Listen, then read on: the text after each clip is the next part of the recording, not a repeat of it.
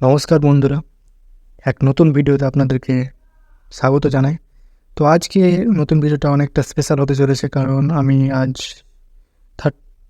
13,000 টাকার ইনভেস্টমেন্ট করব স্টকে।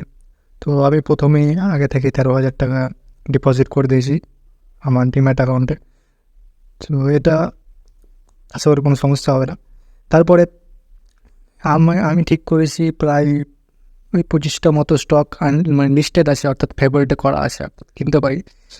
তো এখন দেখা যাক কি 13,000 টাকা থেকে কতটি স্টক কিনা যায়। তো চলো ভিডিওটা স্টার্ট করা যাক। তো প্রথমে আমরা যদি দেখি, যে আপনারা দেখতে পাচ্ছেন যে 25টা স্টক আমি লিস্টেড করে রেখেছি। তো প্রথমে যে গেলাম ইন্ডিয়ান রেলওয়ে ফাইন্যান্স কর্পোরেশনে। তো এখানে একটা স্টক কিনলাম। এখানে দুটো স্টকের দাম একটু বেশি দেখা যাচ্ছে, আর ব্রোকেজ চার্জও বেশি দেখা যাচ্ছে। তাই আমি একটা ঠিক করেছি যে আমি একটাই স্টক কিনবো, একটা করে স্টক কিনবো। তারপরে আস্তে আস্তে যখন হবে তখন বেশি স্টকে দিয়ে যাবো। তারপরে এই স্টকে এলাম, এটা হচ্ছে রেল বিকাশ নিগম লিমিটেড, 284 টাকার একটা স্টক, আর ব্রোকেজ দিয়ে কিছুটা আরও লাগবে। তো এটাও আমি একটা কিনে নিলাম। তারপরে আসছি, কিনে নিলাম।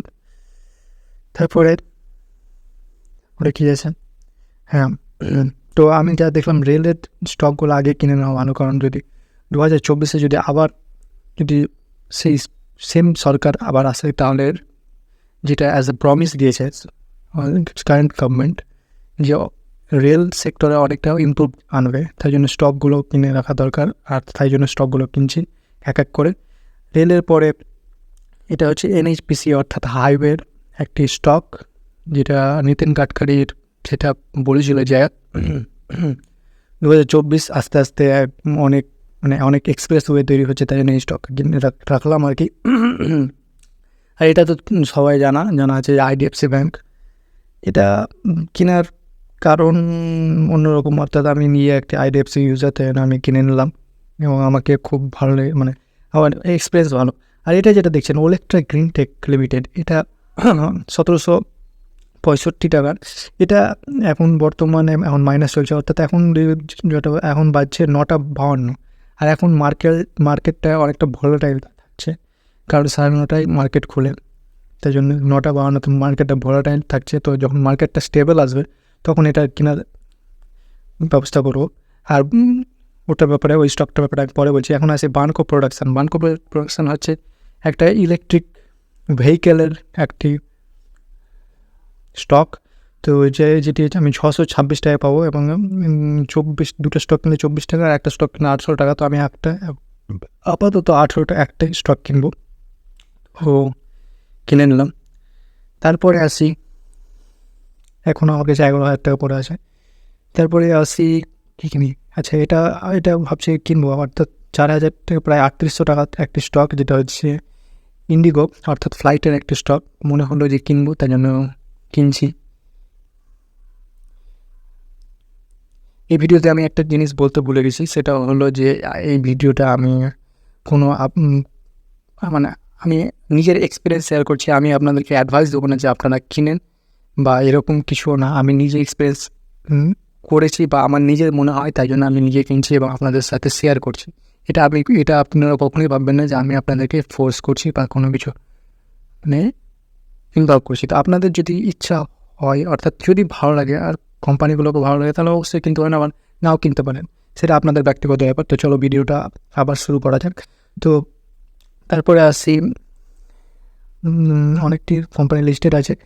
তারপরেও এখন ওলেকট্রা এখনও মাইনাসেই চলছে, এখনও ভোলাটাইল কমেনি। এখানে আছে এইচবিএল পাওয়ার সিস্টেম, এটাও একটা স্টক আমি কিনবো, কারণ এটা আমি দেখেছি, মার্কেট ক্যাপিটাল দেখেছি, অনেক কিছু দেখেছি, গ্রোথ দেখেছি, ইয়ারলি গ্রোথ দেখেছি, তার জন্য এটা আমার ইচ্ছে হয়েছে কিনা, তো কিনে নিলাম। তারপরে কিছু স্টেবল মার্কেট আছে, যেমন এই যে টাটা মোটরস, এটা একটা ফিক্সড রেশিও হিসাবে একটা ইনকাম জেনারেট করে দেবে, তাই জন্য এটা কিনলাম। তারপরে টাটার যত সব শেয়ার আছে, এই যে ওলেকটা এখনও স্টেবল হয়েছে কি না, স্টেবল প্রায় হয়ে এসেছে, পরেই কিনি, তাহলে স্টেবলটা হবে 10টার পরেই কিনি। এই যে স্টেট ব্যাঙ্ক অফ ইন্ডিয়া, আমি নিজের ইউজার, তাহলে স্টেট ব্যাঙ্ক অফ ইন্ডিয়া আমি শেয়ারটা কিনলাম, কারণ এই সব স্টকগুলো একদম স্টেবল স্টক, অর্থাৎ একটা লিমিট ধরে বেড়ে যাচ্ছে, তাই জন্য এইগুলো শেয়ারে কোনো বাড়বেও না, আবার খুব একটা বাড়বে না, আবার খুব একটা রিস্কও নেই। তো আমি এগুলোতে বলতে পারি যে এগুলো কিনতে পারেন, অবশ্যই কিনুন এগুলো, কারণ এগুলো সার্টিফাইড এবং ট্রাস্টেড। তারপরে এক্সাইড ইন্ডাস্ট্রি, অর্থাৎ এক্সাইডের ব্যাটারিতে আমি একটা স্টক কিনলাম। এক্সাইডের ব্যাটারি আপনারা দেখে থাকবেন যে যখন ইনভার্টার বা কোনো কিছু বা সামনে ইলেকট্রিকের অনেক কিছু আসছে, তো ব্যাটারি হিসেবে অনেক কাজে লাগতে পারে। ভোডাফোনের আমি ইউজার, তাই ভোডাফোনও একটা কিনলাম।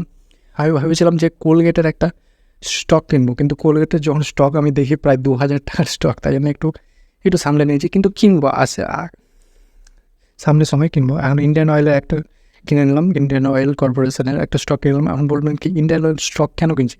এখন ইন্ডিয়ান অয়েল স্টক কেনার পেছনে একটা কারণ আছে, সেটা হলো ইন্ডিয়ান অয়েল অনেক ইলেকট্রিকের জন্য চার্জের ব্যবস্থা করছে, অর্থাৎ সামনে যে ইলেকট্রিক ভেহিকেলগুলো আসবে তার জন্য চার্জের ব্যবস্থা করছে, তাই জন্য আমার ইন্ডিয়ান অয়েল কেনা।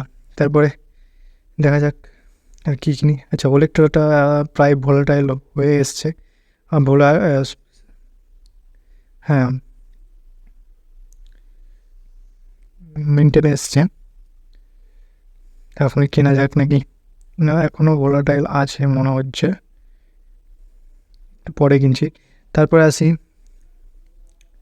এখনও প্রায় 8,000 টাকা ইনভেস্ট এখন পর্যন্ত করে দিয়েছি, এখনও প্রায় কত টাকা আছে দেখতে হবে। তারপরে আচ্ছা, কাবেরির সিস, অর্থাৎ এটা হচ্ছে একটা এগ্রিকালচারের সাইট, এগ্রিকালচারের একটা স্টক আমি কিনে রাখলাম, কারণ মনে হয়েছে যে আমার এটা বাড়বে ভবিষ্যতে, তো একটা স্টক কিনে যাই। তারপরে আসছি, তারপরে কী কিনবো, রাইটসটা এখন কিনবো। আচ্ছা, এখন কিনবো না, থাক রাইটসটা। আরবিট লিমিটেড, আপনাদেরও যদি কোনো স্টক কেনা থাকে তো অবশ্যই কমেন্টে জানান, এবং তাহলে আমি অনেক খুশি হব জানালে। আর ভিডিওটি একটা লাইক করে দেবেন এবং চ্যানেলটিকে সাবস্ক্রাইব করে নেবেন। তো চলো, ওলেক্ট্রাটা ভোলাটাইল থেমেছে, এখন কিনে নিলাম ওলেক্ট্রা ইলেকট্রিক। তো এখন আমার কাছে 1000 টাকার ফান্ড রয়েছে আপাতত, যেইগুলো স্টক আপাতত কিনে নিলাম, আরও কিনবো, দেখি কী কিনা যায়। আচ্ছা, ইন্ডিয়ান এনার্জি প্রায় 160 টাকা।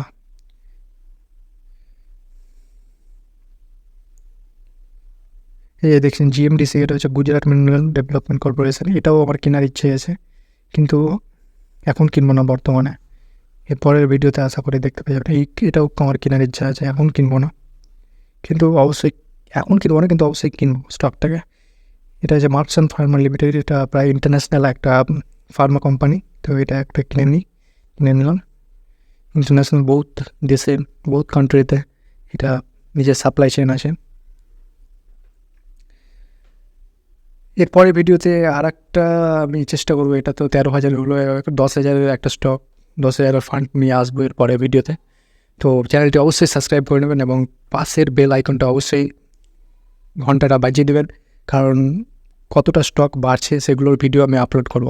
কিন্তু এরপরেও একটা ভিডিও আপলোড করবো যেটা 10,000 টাকার ফান্ডের স্টক, এবং কী কী স্টক জেনে রাখবেন অবশ্যই, কারণ স্টকগুলো অনেকটা সারপ্রাইজের মতো, কারণ বিগত কয়েক মাসের মধ্যে অনেকটা বেড়েছে স্টকগুলো, মানে তিন ডবল হয়েছে আর কি।